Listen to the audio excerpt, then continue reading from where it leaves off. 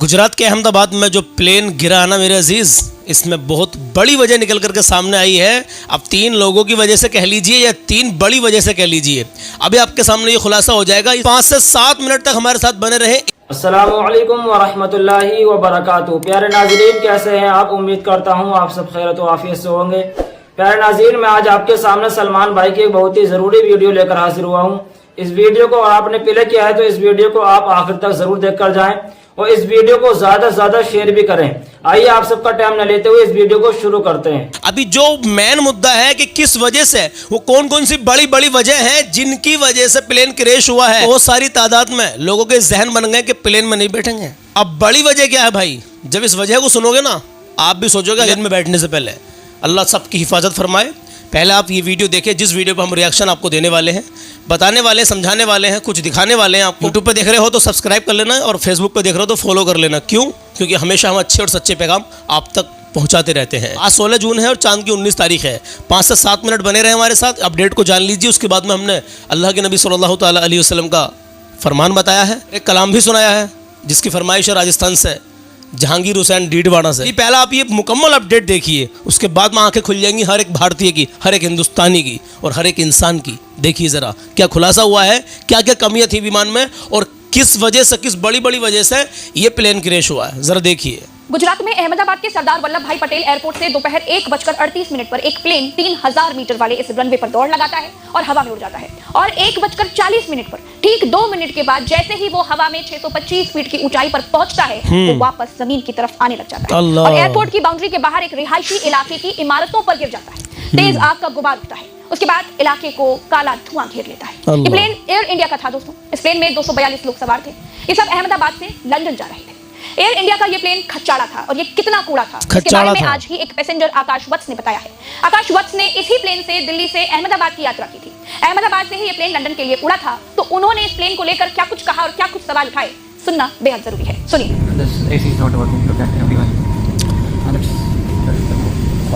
मतलब ये प्लेन पहले दिल्ली से अहमदाबाद गया था, तो दिल्ली से अहमदाबाद तक ही एक भाई ने इसकी शिकायत मतलब रखी वीडियो के जरिए कि एसी भी काम नहीं कर रही, कोई बटन काम नहीं कर रहा। प्लेन क्रैश होने से ठीक पहले की ये प्लेन के भीतर की तस्वीर है।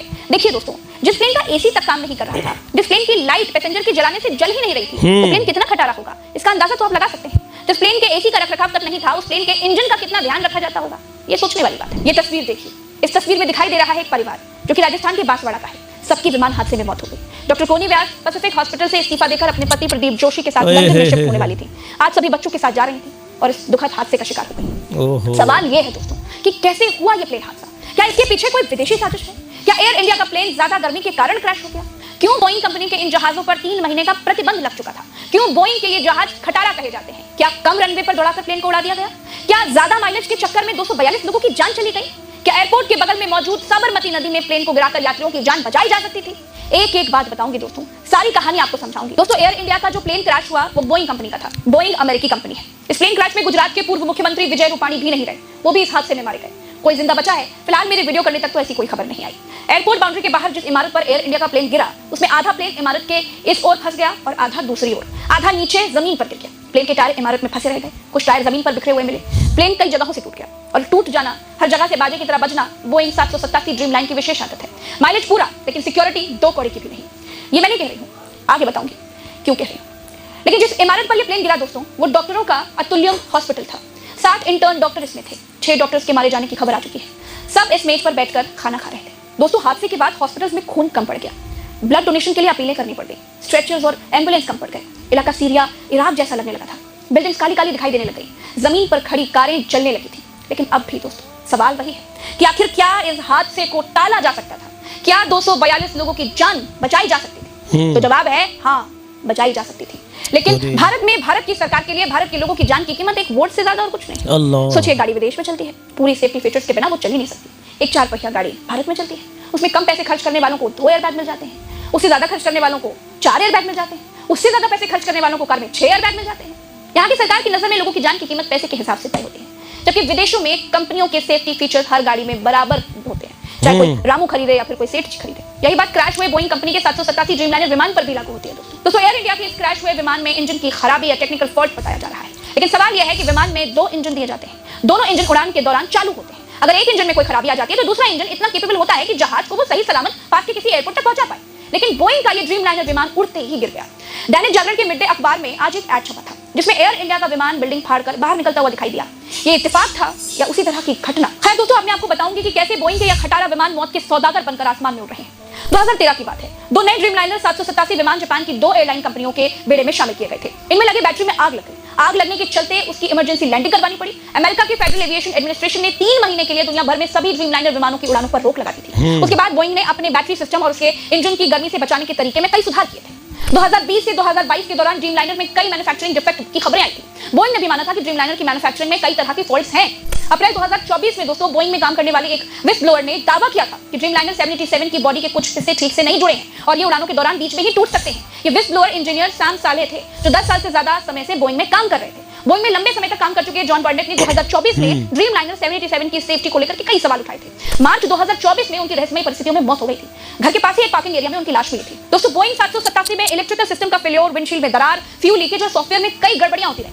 2024 में जापान में 787 की टेक्निकल कमियों की वजह से एक हादसा हुआ जब एएनए एयरलाइंस के 787 में हाइड्रोलिक ऑयल लीक हुआ, जिसके बाद विमान को रनवे पर ही रोकना पड़ गया था। इस प्लेन क्रैश के कई कारण बताए जा रहे हैं। पहला कारण है डबल इंजन फेल्योर, यानी दोनों ही इंजन एक साथ फेल हो गए। दूसरा है स्टॉल हो जाना, मतलब जब विमान की नोज यानी आगे निकली हुई जो एक चोंच होती है वो बहुत ज्यादा ऊपर की ओर हो जाती है तो विंग्स पर हवा का प्रवाह सही तरीके से नहीं हो पाता है। इससे लिफ्ट यानी विमान को ऊपर उठाने वाली ताकत जो है वो कम हो जाती है। अगर लिफ्ट विमान के वजन से कम हो जाए तो विमान नीचे गिरने लग जाता है, भले ही नोज ऊपर हो। इसे स्टॉल कहा जाता है। दोस्तों, नोज ऊपर होने का मतलब है कि पायलट विमान को ऊपर ले जाने की कोशिश कर रहा था, लेकिन अगर गति कम है या फिर विंग्स लिफ्ट नहीं बना पा रहे हैं तो विमान ऊपर जाने के बजाय नीचे गिर सकता है। स्टॉल होने पर विमान अनियंत्रित हो सकता है, जिससे वो बगल में झुक सकता है या फिर बहुत तेजी से नीचे आकर गिर सकता है। पायलट ने अंत तक कोशिश की प्लेन को बचाने के लिए, लेकिन बचा नहीं पाए। दोस्तों, 42 पैसेंजर्स में से सिर्फ एक ही व्यक्ति बच पाया है। ऐसी खबरें फिलहाल निकल करके आ रही हैं और अपने पैरों पर वो चलता हुआ दिखाई दे रहा है। सरकार को एविएशन के नियम कड़े करने चाहिए। खटारा प्लेन क्यों चल रहे हैं, इसकी गहन जांच करनी चाहिए। खटारा प्लेन चल ही क्यों रहे हैं, इस पर भारी जांच होनी चाहिए, तगड़ी जांच होनी चाहिए। अब ये बताइए मुझे, आपके जहन में कुछ तो आया होगा कि ये 3 लोगों की जिम्मेदारी है। सरकार की जिम्मेदारी है, एयर इंडिया के जो मालिक हैं, क्योंकि प्राइवेट हो चुका है मामला, सब जानते हैं, उनकी जिम्मेदारी है, वो जिम्मेदार हैं, या फिर तीसरा कौन है? समझ गए होंगे आप। समझ गए हो तो मुझे कमेंट बॉक्स में ज़रूर बता देना। बहरहाल समझदार के लिए इशारा काफ़ी है मेरे अजीज़। यह हादसा इतना ख़तरनाक है, हर किसी इंसान का दिल पसीज जाता है जब ऐसे हादसे के बारे में कोई भी सुनता है कहीं भी। वाकई यार, वो एक फैमिली दिखाई इन्होंने अभी। डॉक्टर थे दोनों, मियाँ बीबी, 3 बच्चे थे उनके साथ में। लंदन शिफ्ट होने के लिए जा रहे थे कि उनको पता था कि हमारे साथ में ऐसा हो जाएगा। एक भाई ने हमारे कमेंट की, कह रहे थे कि मौलाना फैज़ान अत्तारी थे, वो लंदन मदनी मरकज़ में तालीम हासिल करने के लिए जा रहे थे और वो आलिम बनने वाले थे। इसमें बेशुमार हिंदू थे, बेशुमार मुसलमान भी थे, सभी थे भाई।